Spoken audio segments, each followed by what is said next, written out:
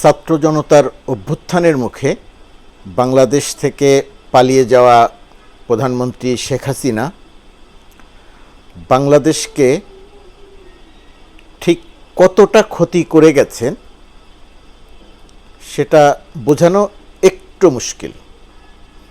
কারণ তিনি কিছু অবকাঠামো তৈরি করে দেখিয়েছেন যে বাংলাদেশের উন্নয়ন করেছেন, কিন্তু অবকাঠামোর নিচেই যে ক্ষত, সেই ক্ষতটা দেখানোর জন্যে একটু সময় দরকার। আর তিনি এখন যেহেতু পালিয়ে গেছেন, সেই কারণে তিনি যখন ওই ক্ষতগুলো বের হবে তখন তিনি বলতে থাকবেন যে আমার সময় কত ভালো ছিল, আর এখন যারা পরিচালনা করছেন এই ক্ষতগুলো তারা তৈরি করেছে, তারা দেশ চালাতে পারছেন না। একটা যুদ্ধবিধ্বস্ত দেশ যুদ্ধের পরে যতটা ক্ষয়ক্ষতির মুখে পড়ে, শেখ হাসিনা বাংলাদেশকে তার চেয়েও কয়েক গুণ বেশি ক্ষতি করে গেছে। সেটা যদি আপনাদেরকে আমি কয়েকটা জিনিস দিয়ে একটু বোঝাই, এই যে আপনারা শুধুমাত্র কয়েকটি বিল্ডিং, কয়েকটি সেতু, কয়েকটি ফ্লাইওভার, কয়েকটি সড়ক, এটা দেখে যদি একটি মেট্রো রেল, এটা দেখে যদি মুগ্ধ হয়ে যান, তাহলে এই ক্ষতগুলো দেখা একটু মুশকিল। মানে নৈতিক, আর্থিক, আইনত এই জায়গাগুলো যে শেখ হাসিনা ধ্বংস করে দিয়ে গেছেন, আমি শুধুমাত্র কয়েকটা জিনিস একটু ধরে ধরে আপনাদের সামনে বলি যে কী পরিমাণ ক্ষতি করে দিয়ে গেছেন। ধরুন আমাদের শিক্ষা ব্যবস্থা পুরোটা ধ্বংস করে দিয়ে গেছেন, প্রাইমারি থেকে শুরু করে উচ্চশিক্ষা পর্যন্ত কোথাও কোনো জায়গায় তিনি কোনো নিয়ম নীতি অনুসরণ করেননি। যখন যা মনে হয়েছে সেরকম পাঠ্যক্রম তৈরি করেছেন, পাঠ্যক্রম সংশোধন করেছেন। সর্বশেষ তিনি স্কুলের পাঠ্যক্রমটি এমনইভাবে তৈরি করে গেছেন যে পাঠ্যক্রম পড়ে মানুষের পক্ষে আর যাই হোক লেখাপড়া শিখে কোনো কাজকর্ম করা সম্ভব নয়, সেরকম একটি পাঠ্যক্রম তিনি তৈরি করে গেছেন। আমি এই বিষয়গুলো আলাদা আলাদা বিস্তারিত আলোচনা করব না, শুধু পাঠ্যক্রমের কথাটি বললাম। আর উচ্চশিক্ষা প্রতিষ্ঠান, সেই প্রতিষ্ঠানগুলোকে যতভাবে সম্ভব সেটা ধ্বংস করে গেছেন। শিক্ষকদের রাজনীতির কথা যদি বলেন, সেটা একদম পুরোপুরিভাবে ধ্বংস করে দিয়ে গেছেন। এর বাইরে দেখা, একটি জাতির মেরুদণ্ড তো শিক্ষা, তো শিক্ষা ব্যবস্থাটাকে তিনি দীর্ঘ সময় নিয়ে পরিকল্পিতভাবে ধ্বংস করে দিয়ে গেছেন। কারণটা কি? কারণটা হচ্ছে তার নিজের এবং তার চারপাশের তার আত্মীয় স্বজনের এবং তারা দেশ পরিচালনায় তিনি যাদের উপরে নির্ভর করেছিলেন, তাদের কেউ এই দেশের বাংলা মাধ্যমে পড়াশোনা করে না। তো যেহেতু তারা বাংলা মাধ্যমে পড়াশোনা করে না এবং দেশের সাধারণ মানুষ যেহেতু বাংলা মাধ্যমে পড়াশোনা করে, এবং তারা যাতে কোনো দিন মানুষ না হয়, তারা যাতে কোনো দিন মাথা উঁচু করে দাঁড়াতে না পারে, সেই কারণে তিনি পরিকল্পিতভাবে এই দেশের শিক্ষা ব্যবস্থাটা ধ্বংস করে দিয়ে গেছেন। এটা তো একটা গেলে একটু বৃহত্তর পরিসরে। আর একটু ক্ষুদ্র পরিসরে আরও কয়েকটার কথা বলি। যেমন ধরেন আমাদের আর্থিক সেক্টর বলে ব্যাংক থেকে শুরু করে ব্যাংক, বিমা, রাষ্ট্রীয় ব্যাংক, বেসরকারি ব্যাংক, এই ব্যাংকগুলো থেকে মানে কি বলবো, লক্ষ লক্ষ কোটি টাকা তিনি তার কিছু অনুসারীকে পাচার করার সুযোগ করে দিয়েছেন। যার মনে হয়েছে সে ব্যাংকে ঢুকে সেই ব্যাংকটি লুটপাট করেছে। সেটা বেসিক ব্যাংক বলেন, আর ইসলামী ব্যাংক বলেন, আইএফআইসি ব্যাংক বলেন, যে কোনো ব্যাংকের কথাই বলেন, বাংলাদেশ ব্যাংকের ডলার চুরি বলেন, কারো কোনো বিচার নাই, কারো কোনো শাস্তি নাই, কারো কোনো জবাবদিহিতা নাই। যে যেভাবে পারবে সে সেইভাবে দেশের অর্থ লুট করবে এবং পাচার করবে। এবং শেখ হাসিনা সরকারের নীতি ছিল এই লুট এবং পাচারকারীর সহায়ক। সে কারণে দেশের সবচেয়ে বড় অর্থ লোপাটকারী, খেলাপি ঋণের নামে যিনি অর্থ লুট করেন দেশের, সেই ব্যক্তির নাম সালমান এফ রহমান, এবং সেই ব্যক্তিকে শেখ হাসিনা সবচেয়ে বেশি সুযোগ দিয়েছেন। এস আলম গ্রুপ শুধুমাত্র $1 বিলিয়ন বিদেশে বিনিয়োগ করেছেন, বাংলাদেশ থেকে তিনি বাংলাদেশ ব্যাংকের অনুমতি নিয়ে একটি টাকাও নেননি। তার মানে এই $1 বিলিয়ন টাকা দেশ থেকে চুরি, লুটপাট করে পাচার করেছেন। এরকম আরও অনেকগুলো উদাহরণ দেয়া যাবে। তার মানে হচ্ছে আর্থিক সেক্টরের যত রকমের অন্যায় অনিয়ম সম্ভব শেখ হাসিনা সরকার ততগুলোই করে গেছেন। মানে ইনস্টিটিউশনগুলো, ব্যাংকগুলো, বাংলাদেশ ব্যাংক থেকে শুরু করে সবগুলো ইনস্টিটিউশন ধ্বংস করে দিয়ে গেছেন। এই যে আর্থিক সেক্টরের কথা বললাম, শিক্ষার কথা বললাম, আরও ছোটো জায়গার কথা বলি। ধরুন আমাদের ক্রিকেটই তো আমাদের একমাত্র খেলা, যে খেলাটিতে আন্তর্জাতিক অঙ্গনে। ক্রিকেট খুব বেশি দেশ খেলে না, কিন্তু তারপরেও যে দেশগুলো খেলে সেই দেশগুলোর মধ্যে বাংলাদেশের একটা অবস্থান তৈরি হয়েছিল, এবং এটা দীর্ঘ বছর ধরে চেষ্টা করতে করতে সেই অবস্থানটি তৈরি হয়েছিল। আমাদের এই ক্রিকেটটাকে শেখ হাসিনা কীভাবে ধ্বংস করলেন? শেখ হাসিনা তার নিজের লোক পাপনকে ক্রিকেট বোর্ডের সভাপতি বানালেন, এবং সেই সভাপতি বানিয়ে সেটাকে একটা চিরস্থায়ী বন্দোবস্তের মতো ব্যবস্থা করে দিলেন। পাপনের ক্রিকেট বিষয়ে জ্ঞান যাই হোক, কথা যাই হোক, পাপনের নেতৃত্বে ক্রিকেটের শোচনীয় অবস্থা, যত শোচনীয় অবস্থাই হোক, শেখ হাসিনা নির্বিকার, সেই জায়গাতে তিনি দেখবেন না। সেখানে এত টাকা, এত অনিয়ম দুর্নীতির অভিযোগ, কোনো তদন্ত নাই, কোনো কথা নেই। ক্ষতির আরও একটা ধরন দেখেন, আমাদের কোনো সন্দেহ নাই মাশরাফি বিন মুর্তজা বাংলাদেশের ক্রিকেট ইতিহাসের অন্যতম সেরা অধিনায়ক, অন্যতম সেরা পেস বোলার। এই মাশরাফি বিন মুর্তজাকে তিনি দলের অধিনায়ক থাকা অবস্থাতে রাজনীতিতে এনে এমপি বানালেন। ভোটারবিহীন নির্বাচন, মাশরাফির যে জনপ্রিয়তা, নড়াইল থেকে নির্বাচন করলে মানুষ যদি ভোট দিত তবুও তিনি বিজয়ী হতেন বলে আমার ধারণা। কিন্তু মাশরাফিকে দলে নিয়ে এসে ভোটারবিহীন নির্বাচনে, রাতে ভোটের নির্বাচনে মাশরাফিকে এমপি বানানো হলো। এতে কি হলো? মাশরাফির ক্ষতি হলো যে তার যে আন্তর্জাতিক এবং জাতীয়ভাবে তার যে গ্রহণযোগ্যতা, সেই গ্রহণযোগ্যতার ক্ষতি হলো। তার চেয়ে বড় ক্ষতি হলো বাংলাদেশের ক্রিকেটের। তিনি দলের অধিনায়ক থাকা অবস্থাতে ভাগ হয়ে গেলেন, এক পক্ষের মানুষ হয়ে গেলেন, আওয়ামী লীগের মানুষ হয়ে গেলেন, বিএনপি সহ অন্যরা যে একটি পক্ষ, সেই পক্ষের বিরুদ্ধে চলে গেলেন। মাশরাফিরও ভুল আছে, তিনি তখন সেটা বুঝতে পারেননি, তখন তিনি সেটা না করতে পারেননি, অথবা তিনি না করলেও তার সেই কথা শোনা হয়নি। অর্থাৎ ক্রিকেটের যে ক্ষতি, সেই ক্ষতির কারণগুলোর মধ্যে মাশরাফিও একটি। সাকিব আল হাসান মানুষ হিসেবে বেয়াদব, লোভী, বাটপারি, জোচ্চুরি, এগুলোতে তার এক ধরনের সম্পৃক্ততা আছে। আদম পাচার থেকে শুরু করে সব কিছুতে তার একটা সম্পৃক্ততা আছে। খুঁজলে টাকা পাচারের তথ্য তার বিষয়ে পাওয়া যাবে। সব কিছুর পরেও সাকিব আল হাসান ক্রিকেটার হিসেবে অসাধারণ। বহুদিন পৃথিবীর নাম্বার 1 অলরাউন্ডার হিসেবে তিনি থেকেছেন।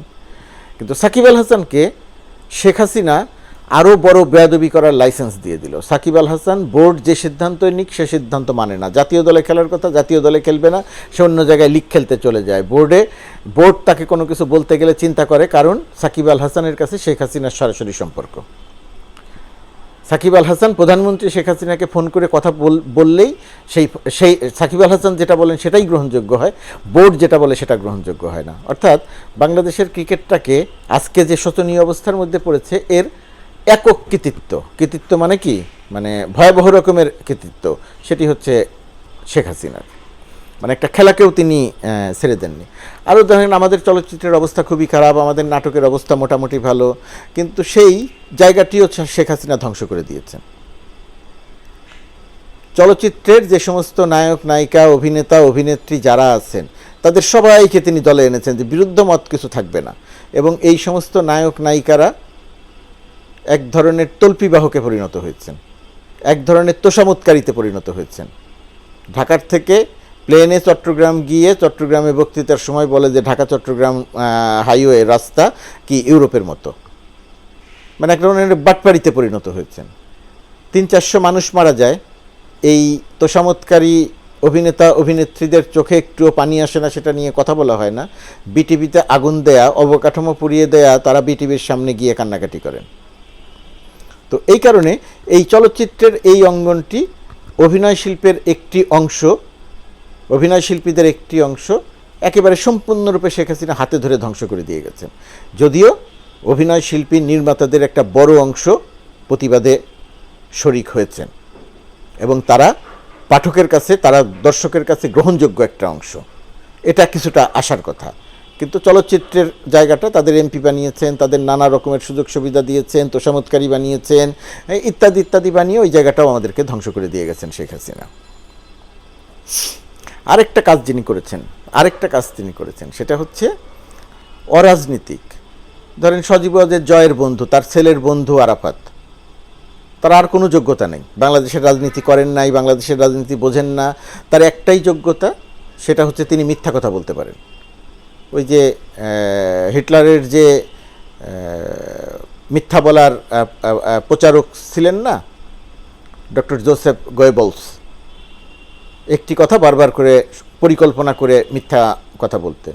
তো আরাফাত ছিলেন হচ্ছে ওই গোয়েবলসের সবচেয়ে নিম্ন শ্রেণীর রূপ। এই সবচেয়ে নিম্ন শ্রেণীর রূপের গোয়েবলস অনবরত মিথ্যা কথা বলতে হবে। এই মিথ্যা কথা বলার কারণে শুধু মিথ্যা নয়, আরও বহু রকমের অপকর্ম আছে করেছে। তো সেই মিথ্যা কথা বলার পুরস্কার স্বরূপ তাকে মন্ত্রী বানানো হয়েছে। অপকর্মের কথা, যেমন তার একটা প্রতিষ্ঠান ছিল, এখনও তো আছে, সুচিন্তা ফাউন্ডেশন। দেশের কোনো একটি মন্ত্রণালয় থেকে 25 কোটি বা 40 কোটি টাকা নিয়েছিল। সেই টাকা দিয়ে তারা মৌলবাদ বিরোধী প্রচারণা চালিয়েছিল। টেবিলে কাগজপত্র ঠিক করে এই প্রচারণায় শরিক হয়েছে। আমার ধারণা যে আমি যে তথ্যটি দিচ্ছি এটি সঠিক তথ্য। কোনো সাংবাদিকও এরকম 25 কোটি টাকা নিয়েছেন বলে জানা যাচ্ছে। সেগুলো অনুসন্ধান হওয়া দরকার। আর আরাফাতদের ক্ষেত্রে শুধুমাত্র শেখ হাসিনা ক্ষতি করেননি, আওয়ামী লীগের রাজনীতিতে যারা ত্যাগী রাজনীতিবিদ তাদেরও একটা অদ্ভুত চেহারা আমরা গত 10-15 বছরে আবিষ্কার করেছি। তারা ত্যাগী রাজনীতিবিদ, যে জায়গাতে যে পদটি ওই ত্যাগী রাজনীতিবিদদের পাওয়ার কথা, এই ত্যাগী রাজনীতিবিদরা শেখ হাসিনা মোহে এতটাই মোহগ্রস্ত যে তাদেরকে বাদ দিয়ে যখন এই আরাফাতদের মতো মানুষদেরকে মনোনয়ন দেওয়া হয়, নমিনেশন দেওয়া হয় নির্বাচনে, তখন এই সমস্ত ত্যাগীরা আরাফাতের পেছনে ঘোরে। বহু ত্যাগী, আমি তাদের নাম বললে আপনারা চিনবেন, এবং তারা কিন্তু আওয়ামী লীগের রাজনীতিতে সত্যিকারের রাজনীতিবিদ, কিন্তু তারা এই আরাফাতদের পেছনে ঘুরেছে। আর এই আরাফাত সেই আরাফাত যে আরাফাত নির্বাচনে হিরো আলমের কাছে পরাজিত হয়েছিল, কিন্তু তাকে বিজয়ী করা হয়েছিল। মানে নির্বাচনে জিতলো হিরো আলম, এমপি হলো আরাফাত। তো সেই আরাফাত দেখেন, আগেই আমরা বলেছিলাম যে শেখ হাসিনা ক্ষমতায় না থাকলে এদের কেউ দেশে থাকবে না, পালিয়ে যাবে। ঠিকই পালিয়ে চলে গেছে, অথবা দেশের ভেতরেই পালিয়েছে কিছু একটা। শেখ হাসিনার আরেকটা জায়গাতে ভয়াবহ রকমের ক্ষতি করে গেছে, সেটা হলো আমাদের সব কিছুর পরেও নির্ভরশীলতা হচ্ছে পুলিশের উপরে। সেই পুলিশ বাহিনীটিকে শেখ হাসিনা ছাত্রলীগের ক্যাডারদেরকে এনে এক ধরনের মাস্তানি করিয়েছে। ঢাকা বিশ্ববিদ্যালয়ের ছাত্রলীগ মাস্তানি করেছে, আর পুলিশের ভেতরে ছাত্রলীগের এই ক্যাডার হারুন বিপ্লবরা মাস্তানি করেছে, বেনজিররা মাস্তানি করেছে। এই মাস্তানি মানে কি? মাস্তানি মানে হচ্ছে সাধারণ মানুষকে নিপীড়ন, নির্যাতন, বিরোধী দলকে নিপীড়ন, নির্যাতন, লক্ষ লক্ষ মামলা দেয়া, যে কাউকে যে কোনো সময় ধরে নিয়ে যাওয়া, মামলা দেয়া, গুম করা, হত্যা করা, বহু কিছু করিয়েছেন। এই পুলিশ বাহিনী এবং ডিজিএফআইকে দিয়েই শেখ হাসিনা আয়নাঘর তৈরি করিয়েছেন। মানুষকে 8 বছর, 7 বছর, 5 বছর আটকে রেখেছেন। বহুজনকে হত্যা করেছেন, যাদের সন্ধান পাওয়া যায় না গুমের। অর্থাৎ বাংলাদেশের এই আইন শৃঙ্খলা, বিজিবিকে ধ্বংস করেছেন, র্যাবকে ধ্বংস করেছেন।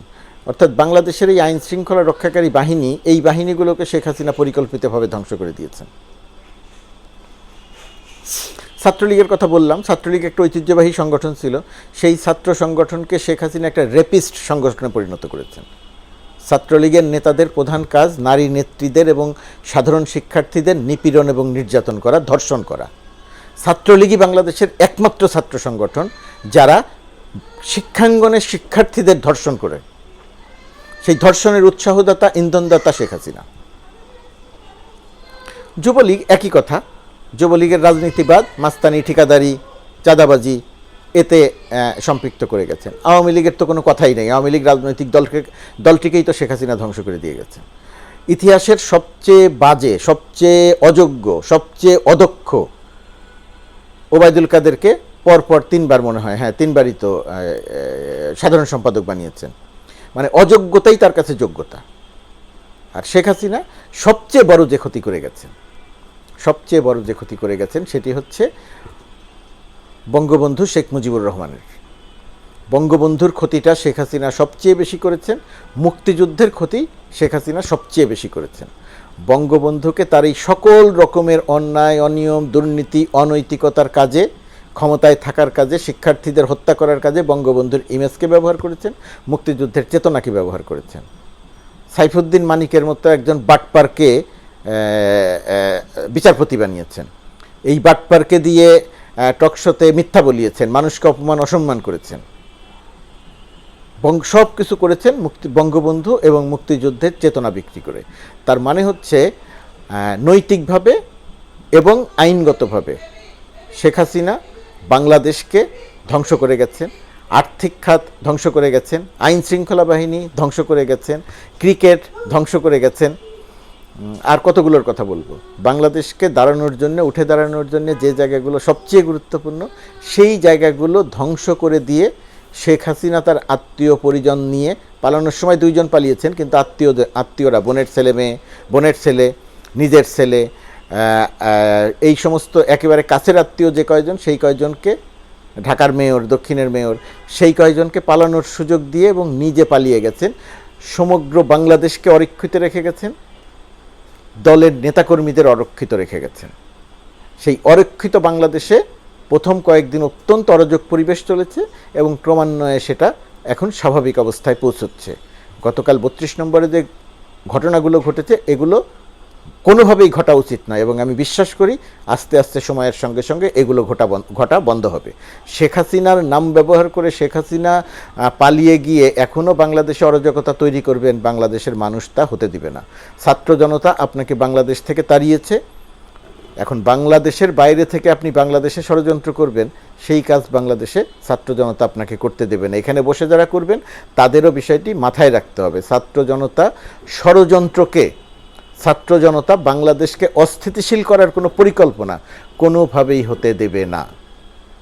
যা ক্ষতি করার করে গেছেন, এখন দেশ গড়ার পালা, সেই গড়ার কাজে সবাই সহায়তা করবে।